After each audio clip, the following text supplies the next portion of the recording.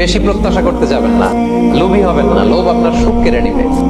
লোভী কখনো সুখী হয় না, লোভীর পকেট কখনো ভরে না যতদিন এটা করবে না।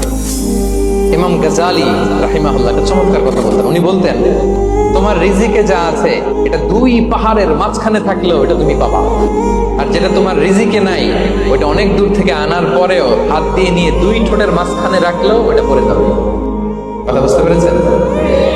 যেটা রিজিকে আছে ওই মাউন্ট এভারেস্টের উপরে থাকলেও এটা আপনার কাছে আসবে, যেটা রিজিকে নাই দুই ঠোঁটের মাঝখান থেকে ওটা পড়ে যাবে।